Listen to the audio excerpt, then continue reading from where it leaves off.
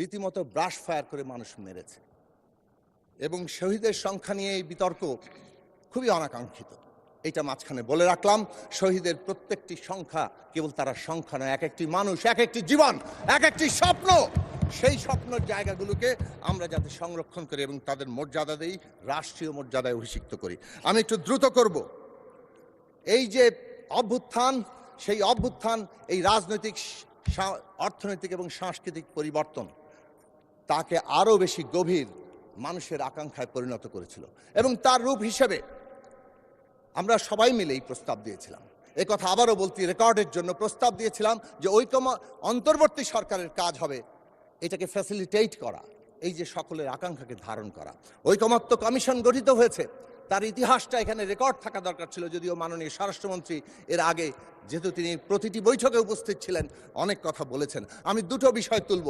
এক নম্বর বিষয় হচ্ছে, ঐকমত্য কমিশনের কাজ ছিল ঐকমত্য তৈরি করা, এবং যখন প্রথম দিকে আলোচনা শুরু হলো এবং প্রথম গুরুত্বপূর্ণ প্রশ্ন ৭০ অনুচ্ছেদ সংবিধানে বদল হবে কিনা, তখন যখন আলোচনা ঠিক হলো, সেই দিনই ঠিক হয়েছিল দ্বিমত থাকলে কি সমাধান হবে। এবং সেই দিন বলা হয়েছিল যে নোট অফ ডিসেন্ট দেওয়া যাবে, কারণ রাজনৈতিক দলগুলো বলছিল দুটি এক্সেপশন রেখে আস্থা ভোট এবং বাজেট, অর্থ বিল, এই দুটো এক্সেপশন রেখে ৭০ অনুচ্ছেদ করা। বিএনপি সহ আরও কয়েকটি দল বলেছিল আরও দুটো জিনিস যুক্ত করা দরকার, জাতীয় নিরাপত্তা এবং যুদ্ধ পরিস্থিতি, সংবিধান সংশোধন।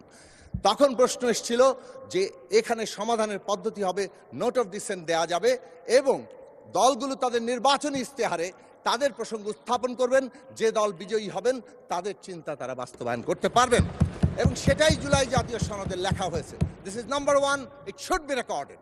নাম্বার টু, জুলাই জাতীয় সনদ নোট অফ ডিসেন্ট সহই আমরা স্বাক্ষর করেছি। প্রশ্ন ছিল সবাই যাবেন এবং যে দল বিজয়ী হবে তারা তাদের মতো করে করবেন। তারপরে আসলো বাস্তবায়নের প্রশ্ন। বাস্তবায়নের প্রশ্নে এসে, হ্যাঁ এটা ঠিক, গণসংহতি আন্দোলনের পক্ষ থেকে ২৮শে জুলাই ২০২৩ সালে আমরা সংবিধান সংস্কার পরিষদ গঠনের কথা দাবি তুলেছিলাম, কিন্তু আমরা কখনোই এটা বলিনি যে আমরা যা বলেছি সেটাই বাস্তবায়ন করতে হবে। আমরা সবসময় বলেছিলাম যে একটা ন্যূনতম জাতীয় ঐক্যমত্য ছাড়া এই ট্রানজিশন এগোতে পারবে না। এই প্রশ্নটি খুব গুরুত্বপূর্ণ যে আজকে ন্যূনতম জাতীয় ঐক্যমত্য তৈরি হয়েছিল কিনা। আমরা দেখেছি বাস্তবায়ন প্রশ্নে যখন অনৈক্য, তখন ঐকমত্য কমিশন তাদের মতো করে কিন্তু একতরফা সিদ্ধান্ত দিয়েছেন এবং সেই সিদ্ধান্ত সকলের মধ্যে ঐকমত্য তৈরি করেনি। ফলে গণভোটে কে কিভাবে হ্যাঁ ভোট দেওয়ার জন্য আহ্বান জানিয়েছেন তার অবস্থান কিন্তু প্রত্যেক দল নিজের মতো করে ব্যাখ্যা করেছে। কেউ জুলাই জাতীয় সনদের পক্ষে হ্যাঁ ভোট দেওয়ার প্রস্তাব দিয়েছেন, কেউ হয়তো আদেশ বাস্তবায়নের জন্য বলেছেন। এই বিতর্ক আমরা নিজের মধ্যে করেছি। আমরা প্রশ্ন করতে চাই, জুলাই জাতীয় সনদ আমাদের প্রত্যেকের দাবি আছে, প্রত্যেকের আকাঙ্ক্ষা অনেক উচ্চ, কিন্তু জুলাই জাতীয় সনদেও যতটুকু আছে তার অক্ষরে অক্ষরে বাস্তবায়নের জন্য যখন সংখ্যাগরিষ্ঠ দল ঘোষণা দেয়, তখন সেটাও বাংলাদেশের রাজনৈতিক অগ্রগতির জন্য অত্যন্ত গুরুত্বপূর্ণ একটা জায়গা। জুলাই জাতীয় সনদ লিখিত আছে, এখানে কারো এখান থেকে পিছিয়ে যাওয়ার জায়গা নেই।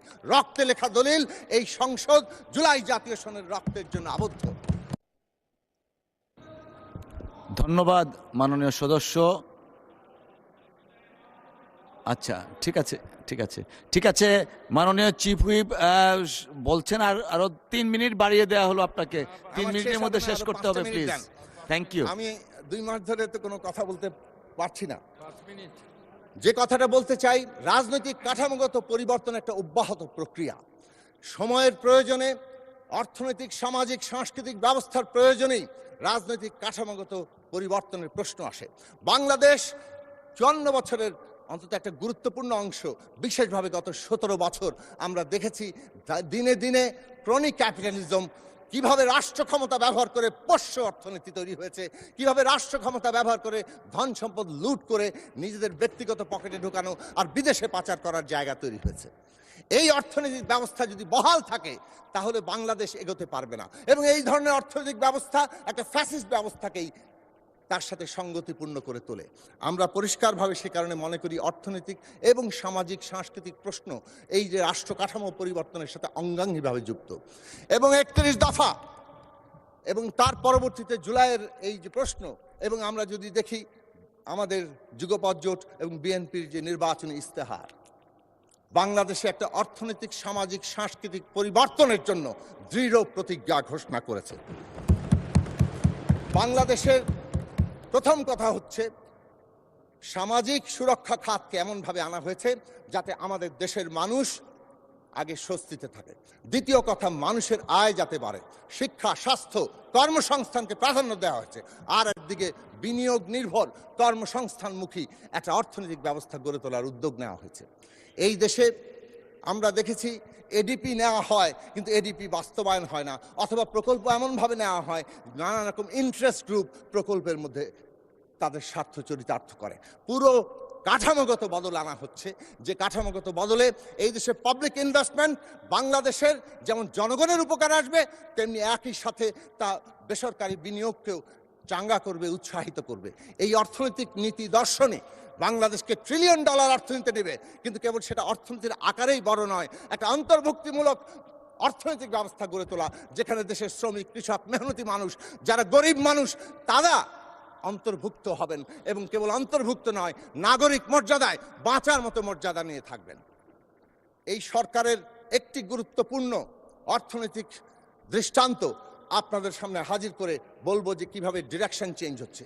বিদ্যমান জ্বালানি সংকট চলছে আন্তর্জাতিক কারণে। আমরা এই সরকারকে দেখেছি মাননীয় প্রধানমন্ত্রীর নির্দেশনায় যে একটা ক্রাইসিস কিভাবে অপরচুনিটিতে পরিণত হতে পারে। অপরচুনিটিতে পরিণত করার জন্য, সংকটকে সুযোগে পরিণত করার জন্য ইতিমধ্যেই দুটো গুরুত্বপূর্ণ পদক্ষেপ নেওয়া হয়েছে। এক, বাপেক্সকে শক্তিশালী করে রিগ কিনে আমাদের দেশে যে পরিমাণ গ্যাস আছে, যা ইতিমধ্যেই নানাভাবে পুরনো। ধন্যবাদ মাননীয় সদস্য। একদম সর্বোচ্চ টাইম আপনাকে অ্যালোকেট করা হয়েছে অ্যামংস্ট অল দ্য মেম্বার্স।